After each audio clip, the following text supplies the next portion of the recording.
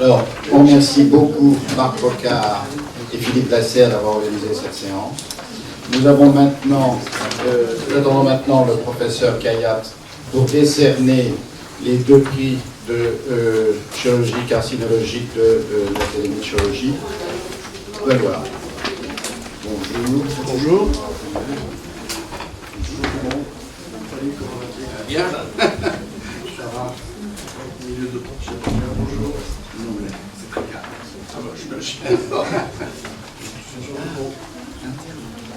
Alors, je te donne la parole. Je crois que c'est David qui va et un prix. Voilà. Anne-Marie, tu veux l'enveloppe je dois remettre, et là, bonjour. C'est là.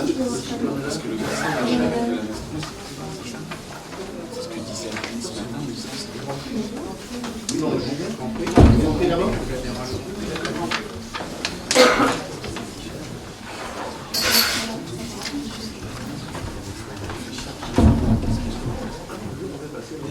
C'est pour ça qu'une seconde.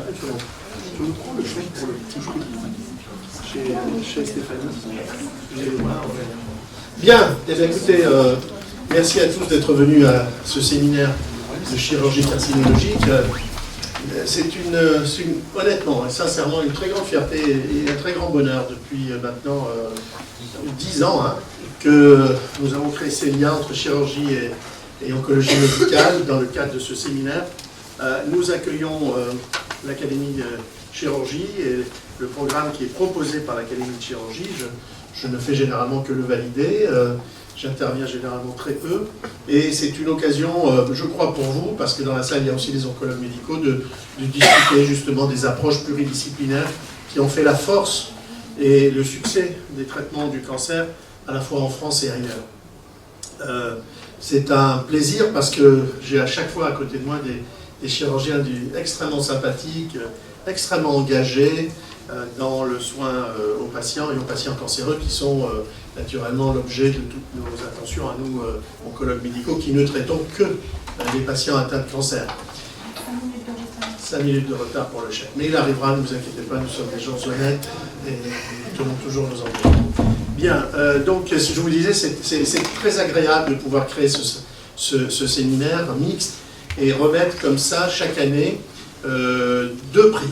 Un prix junior qui est doté d'un chèque, celui-là, pour aider justement un jeune chirurgien à poursuivre ses recherches et si possible à les voir aboutir, peut-être pour le bien des malades de demain.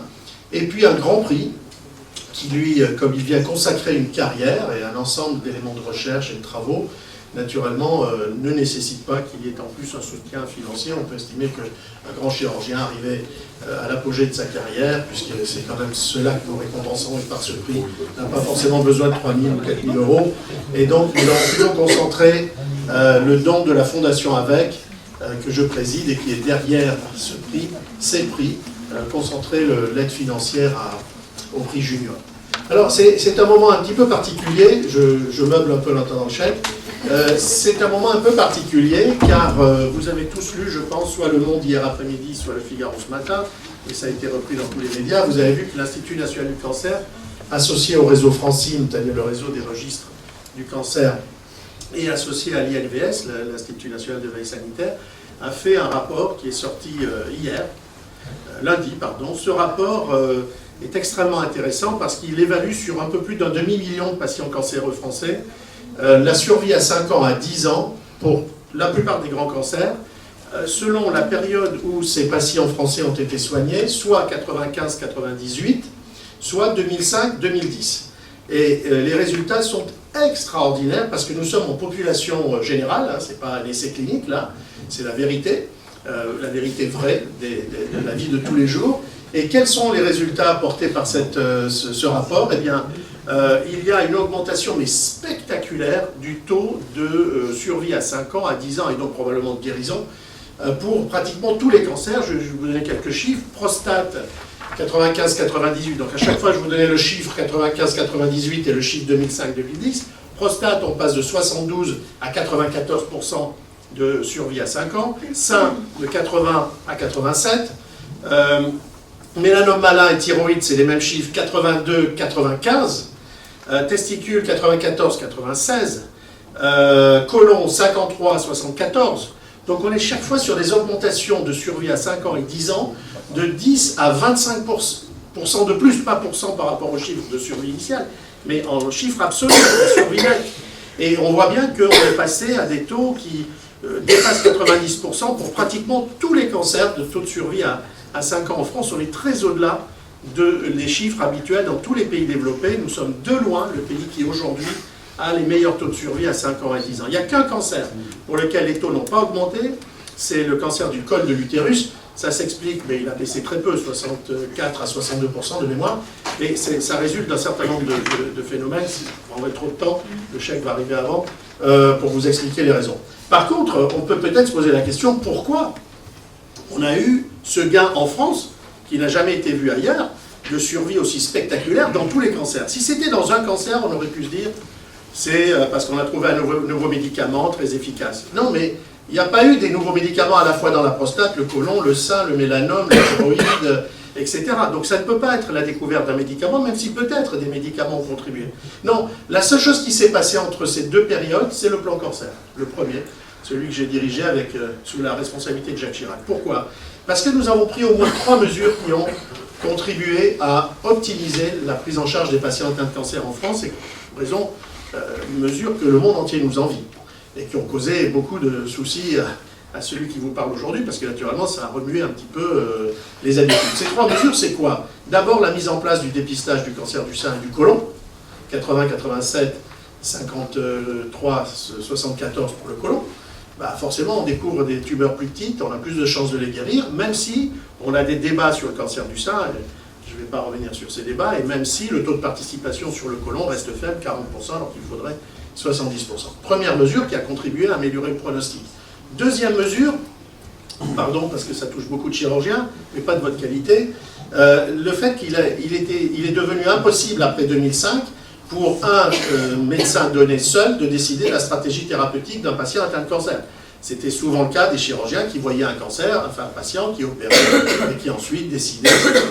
Maintenant, c'est la loi, tout patient atteint de cancer, son dossier doit être discuté en RCP, réunion de concertation pluridisciplinaire, avec au moins 3 médecins, dont au moins un oncologue médical. Et ça aussi, ça a amélioré le pronostic, puisqu'on a vraiment 3 personnes qui discutent. C'est la pluridisciplinarité dont j'ai parlé tout à l'heure. La troisième et dernière mesure, c'est que nous sommes le seul pays au monde qui avons eu le courage de mettre des seuils d'activité pour donner des autorisations administratives aux établissements pour traiter les cancers, et ce, cancer par cancer, tous les 4 ans. Donc si votre établissement traite moins de 25 cas de cancer du sein par an, vous ne pouvez plus traiter les cancers du sein. Pareil pour les 5 cas, alors c'est des chiffres faibles, mais quand même. Il y avait des établissements, quand j'ai pris cette mesure, qui traitaient un cas de ceci, un cas de cela. Et bien sûr, le pauvre patient qui rentrait dans l'établissement, il ne savait pas que dans cet établissement, il serait le seul patient à être traité pour ce type de cancer dans toute l'année. Et ça, maintenant, c'est fini, et ça a conduit quand même, c'était dans un article du Figaro cet été au mois de juillet, 43%, presque 1 sur 2, 43% des établissements privés et publics qui, en 2004, ont traité au moins un cas de cancer, à partir de 2008, n'ont plus été autorisés à traiter des cancers. Presque un établissement sur 2 qui s'est vu interdire la prise en charge des patients de cancer. Donc on a concentré la prise en charge sur des établissements où les praticiens, notamment les chirurgiens, mais tout le monde, avait une véritable compétence, appétence pour ce type de prise en charge et connaissance. Parce qu'ils se mettaient à jour régulièrement. Quand on traite beaucoup d'une pathologie, on se met à jour tout le temps. Quand on voit un cas de cette pathologie par an, on ne va pas se mettre à jour, ça prend trop de temps, etc. Donc on a concentré, on est le seul pays qui l'a fait, et ces 3 mesures, le fait de discuter du cas, le fait de ne plus prendre la décision tout seul, le fait d'être sûr d'être traité avec un minimum de compétences par le fait de cette autorisation administrative, et le fait d'avoir eu des cancers plus petits, moins graves, moins avancés par le dépistage, c'est la seule chose qui explique ce gain magnifique de survie dans l'ensemble des cancers dans notre pays entre la fin des années 90 et le milieu des années 2000. Voilà. Donc je crois que, je sais que j'ai eu votre soutien à l'époque quand je me battais contre un certain nombre de syndicats, de professions, de sociétés savantes pour imposer ces seuils notamment, etc. C'est une perte de liberté. Mais c'est vrai, mais cette perte de liberté, elle se fait au profit des malades.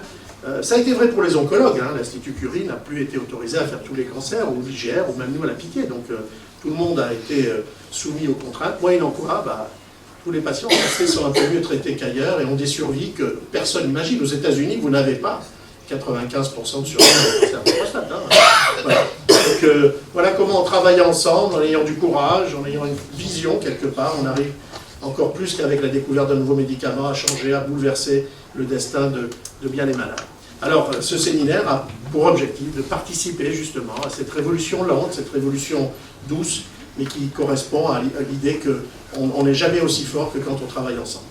Alors, nous appelons le prix junior, senior, lequel on avait dit senior. Je te laisse parler, donc c'est toi. Moi, je vais donc c'est Dominique Elias.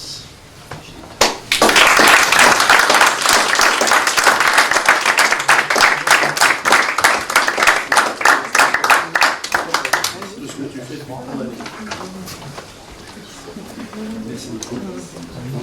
Présentation et on compte sur vous pour nous exposer un petit peu vos travaux. Oui, ok, je peux faire un petit truc. Voilà. Ok, maintenant. donc, je vais remettre la deuxième prix. Voilà. En tout cas, bravo, En tout parce cas, que je le connais depuis des années. Oui. Et bravo pour tout ce que tu fais. Écoutez, je vous remercie pour ce prix. Hein. Évidemment, c'est un honneur et une reconnaissance. Et je suis très, très honoré de le recevoir. Merci beaucoup. Merci à l'Académie.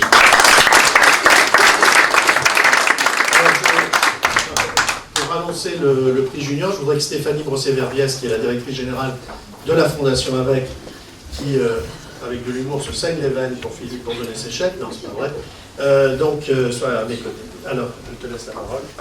Alors, ce prix donc, est attribué à Diane Meige, qui est marseillaise, pour un travail sur les microparticules dans le cancer colorectal et le cancer du pancréas, un prochain outil diagnostique et pronostic.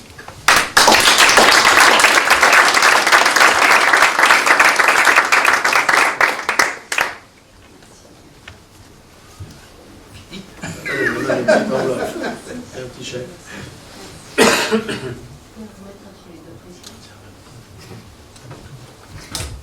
Merci beaucoup pour ce prix, c'est un honneur. Je suis très touchée pour ce travail qui a été mon travail de Master 2 et de thèse de sciences. Je vous remercie pour ce prix.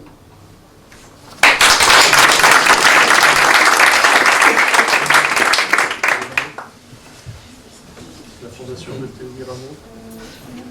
Au nom de la Fondation, après le président et professeur David Kayat, effectivement c'est important pour la Fondation AVEC d'être aux côtés de l'Académie nationale de chirurgie. Nous accompagnons depuis plusieurs années. 10 ans. Et effectivement d'être aux côtés de ce prix junior, je pense que c'est une bonne chose à la fois en termes de recherche et d'accompagnement de la qualité de vie des patients sur lesquels la Fondation AVEC se concentre tous les jours.